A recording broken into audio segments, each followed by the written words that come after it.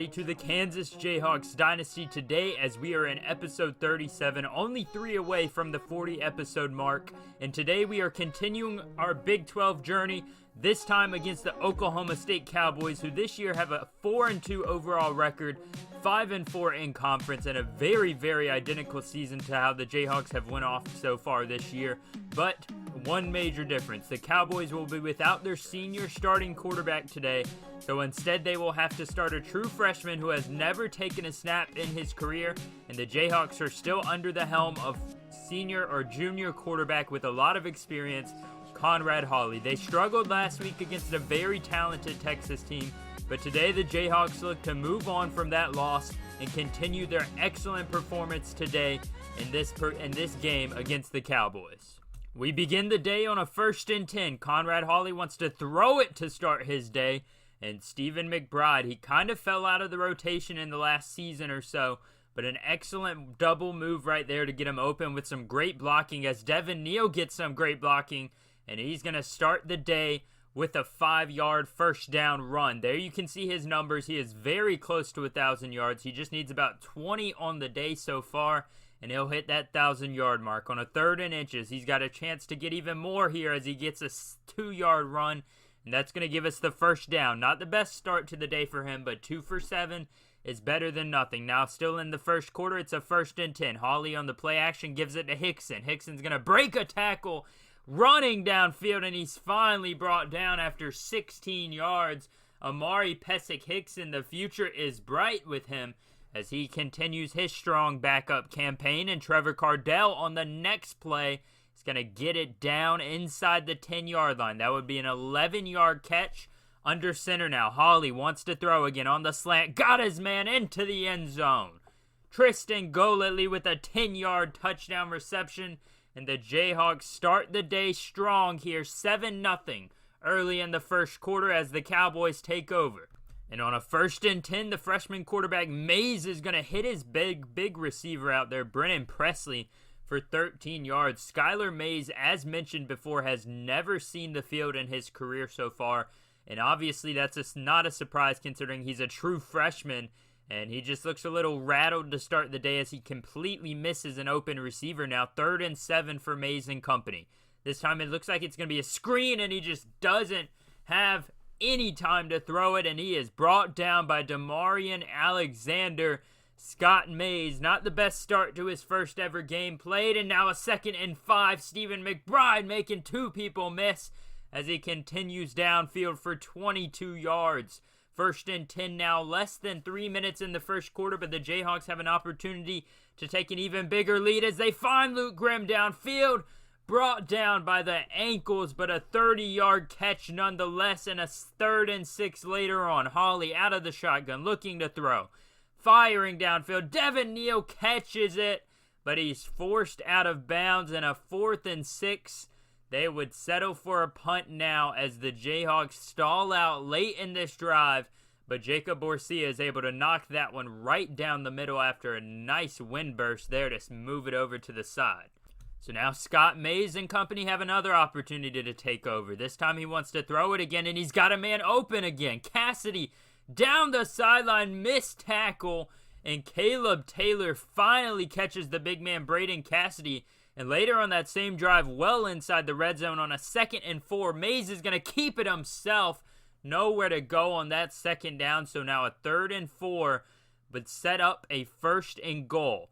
At the 1-yard line, Mays is going to give it to Richardson, and he's got it. Dominic Richardson, 1 yard on the play, but just enough to get in the end zone as they bring this game back down to a 3-point game with 8 minutes coming into the second quarter. Now Hawley's going to roll out in the beginning of the second quarter, firing. Incomplete. He had his man open, but it looks like they're going to mark him out of bounds. So now a 2nd and 10 right after that one. Hawley wants to throw again. Fires across the middle this time. And once again, the slant route to Tristan Golightly is wide open. 2nd and 14 now. Hawley out of the shotgun. It's going to be a play action this time as he rolls out to his right, wanting to fire. And he does find Golightly again on a crossing route deep down into the red zone. at about the 5-yard line. Markham at the 4 on 2nd and goal. Hawley out of the shotgun. A counter play to Neal. He's got all kinds of space into the end zone for a 4-yard touchdown run as he ties the school record with 17 touchdowns on the year. So now Mays and company takes over again, down by 10 on a 2nd and 2. He's going to bring a man in motion all alone in the backfield. Looks like they're setting up for a screen, but instead he slings it immediately to the left to Blaine Green, the wide receiver, for an 8-yard slant route catch and run.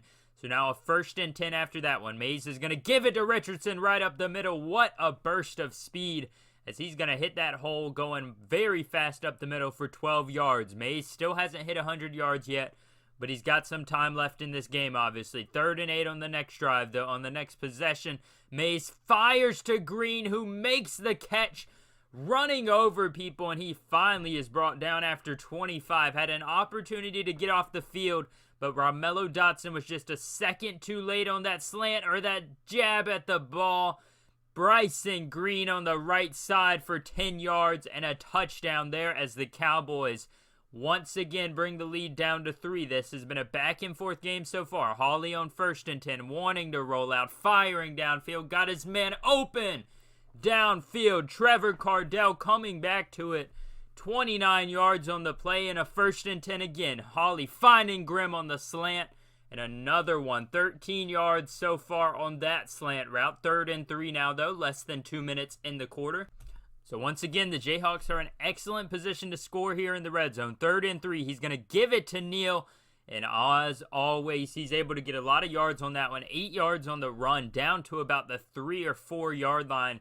Setting up a 1st and goal with 1:24 and counting. Neal's going to take it to the outside, and he has the school record for most rushing touchdowns in a season now, with 18 on the year. He tied it on the last one, and now he breaks it. Getting past the 1,000-yard mark is next for him, as in the late 2nd quarter, they sling it downfield, and it's going to be incomplete.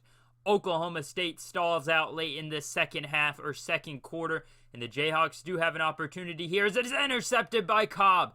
He broke the route wide open, and he's going to trample down inside the 5 and into the end zone. Mason Cobb, the right outside linebacker, with an excellent jump on the ball. And now with 13 seconds left, the Jayhawks still have an opportunity to score. Hawley rolling out to his right, firing across the middle. He would have been short of the 1st down anyways, but it's still an incomplete pass. So 2nd and 10, 8 seconds remaining. Hawley out of the shotgun, got a man downfield, and he's caught wide open and just going to outrun his defender as he does that. 62 yards from Luke Grimm on a strike late in the half by Conrad Hawley to Luke Grimm. Now 3rd and 1 to begin the 2nd half, and Scott Mays and company looking to avoid a 3-and-out quickly in the 2nd half. Scott Mays now 6 yards on the rush there as a 2nd and 6 on the same possession. 6:40 and counting in the 3rd. Mays wants to throw this time. Nobody open until he finds his man Anderson open, who gets hit hard outside by the cornerback, but nonetheless, it's a 1st down. 31-21 is the score. 6:07 remaining. Mays wants to fire downfield again, and he's got his man again. This time, Bray cuts upfield, and Jaden Bray, after 12 yards, gets him down inside the 5-yard line. That puts them at a 1st and goal. Jayhawks desperately need a stop here, and this time they are not going to get it. Scott Mays on the read option had a man on him, but he just wasn't quick enough to bring him down. And instead, it's now a 3-point game again as the Cowboys just continue to claw their way back into this game. 1st and 10, Hawley firing downfield. Got a man deep, but it's intercepted by Harper. Luke Grimm was open at the last second, but Conrad Hawley just barely doesn't have enough arm strength to get it over the top. And instead, the Jayhawks turn it over for the 2nd straight drive. On a 3rd and 4, though, Dominic Richardson is going to get 4 yards, but he's brought down just short of the 1st down marker. And on a 4th and inches, they will go for an extremely long field goal. This time is back, and it is just barely good enough. 31-31. back to zero essentially late in this third quarter as Devin Neal is bouncing off of defenders and he cuts it back inside. Beautiful run there by Devin Neal with about 20 yards on that one. So a 2nd and 10 on the same drive. He cuts it outside this time. Only goes for 4, but a 3rd and 6. Possibly the biggest drive of the game so far. Hawley out of the shotgun. Wants to throw it as expected. He rolls around looking downfield and he misses his man. That was Harper in coverage. He had the interception earlier. But the Jayhawks are going for this one. 4th and 6. Hawley, double back set on the slant route. Fires and it's going to be caught. But he's short of the marker. And the Jayhawks stall out on that one on a 4th and 6. They can't get it, so the Cowboys take over. Richardson takes the ball on a 2nd and 5. He's going to get about 6 yards on that one, setting them up for a crucial 3rd and 7.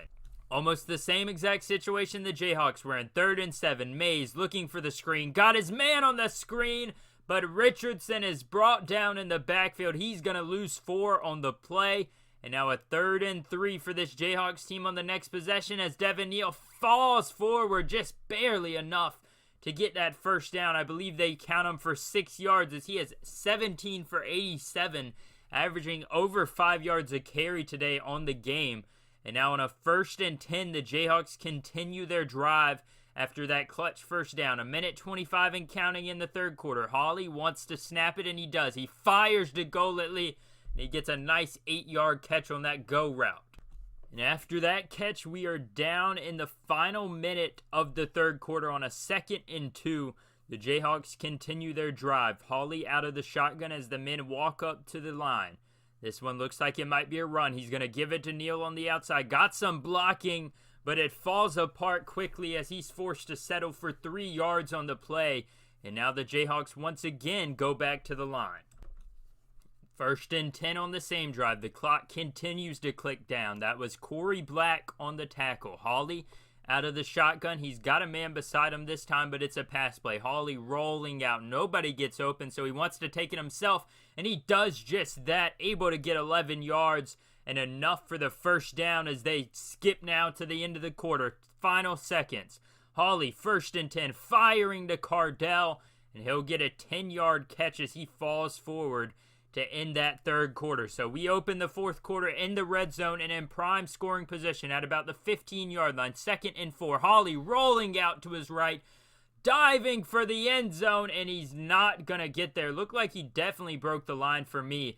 But a 2nd and goal is all they need as Devin Neal is going to get his 3rd of the day and another touchdown to add to his repertoire as he continues to build on that record now. 19 career touchdowns in one season is the record at Kansas now. 3rd and 4 on the next Cowboys possession. Scott Mays looking to throw, rolling around, firing, almost intercepted. Mayberry deflects it at the last second as the receiver had broke free from his man, but the Jayhawks have an opportunity here to essentially put the dagger in the hearts of Cowboys players and fans as Golightly gets a nice 13-yard reception.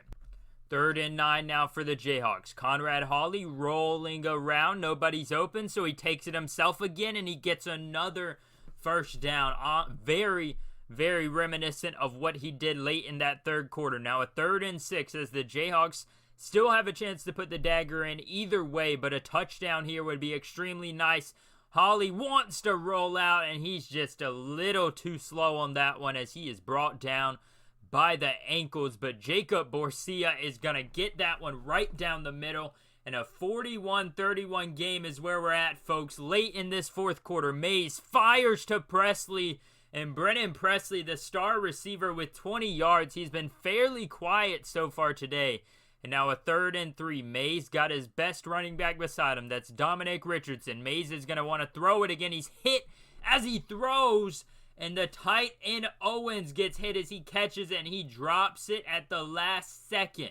So a 4th and 3, a triple back set. They're going to give it to Richardson, and he is not going to get there.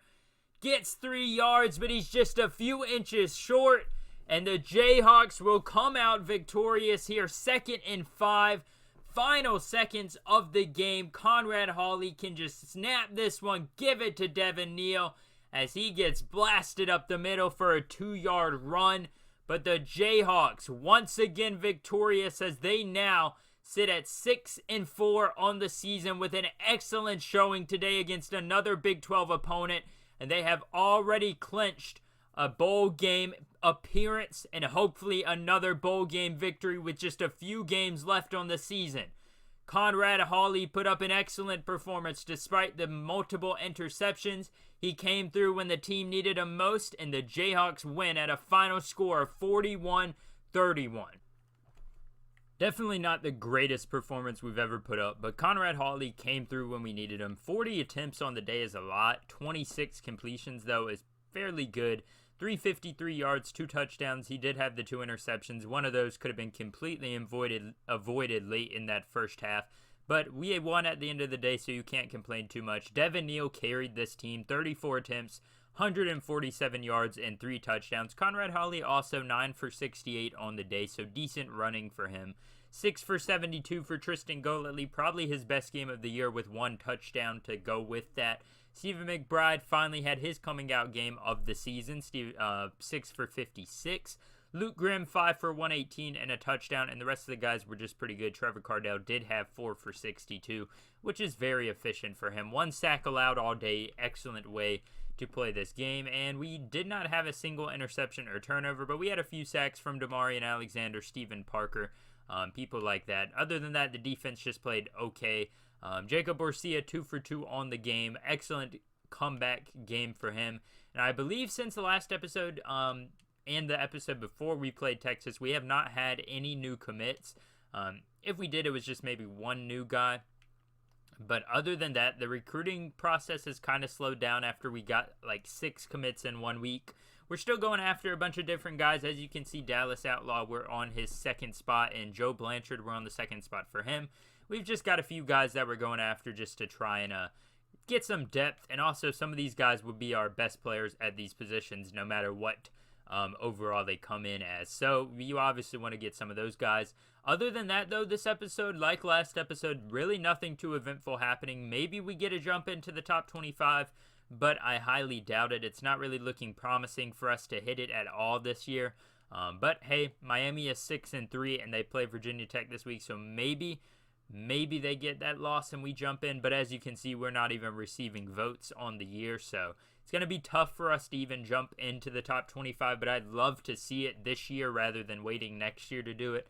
But at the end of the day, we're doing well as far as conference standings go. We should be 3rd still. Yeah, we're 3rd.